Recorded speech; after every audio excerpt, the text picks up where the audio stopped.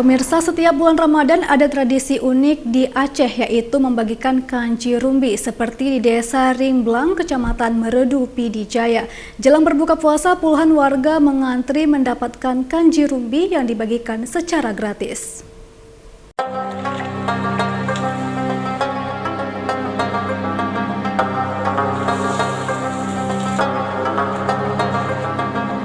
Mulai pukul 15.00 waktu Indonesia Barat, warga mulai menaruh sejumlah wadah di perkarangan Masjid Desa Ringblang, Kecamatan Meredu, Kabupaten Pidi Jaya, untuk menampung kanji rumbi, hidangan khas Ramadan yang disiapkan oleh pengurus masjid.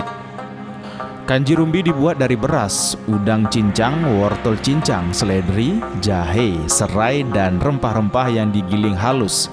Selain udang, kadang daging sapi cincang ditambah ke dalam adonan. Semua bahan itu dimasak bersama air di dalam belanga besar hingga menjadi bubur.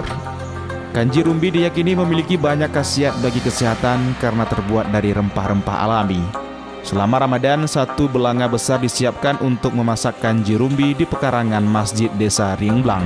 Ini manfaatnya apa nih kanji, Bang, untuk bulan puasa ini? Untuk berbuka sore. Sore ya? Itu kalau bulan Ramadan orang Aceh kalau nggak buka puasa kayak kanji itu nggak lengkap ya, Bang? Nggak lengkap. Ya. Ini dari jam berapa nih, Bang, masak kanji? Jam 5 nanti masak. Jam 5. Mulainya dari jam 2. Jam 2 ya. Ini untuk hari ini berapa banyak nih yang dimasak? 2 bambu. 2 bambu ya. Ini setiap hari, Bang? Setiap hari. Setiap hari ya.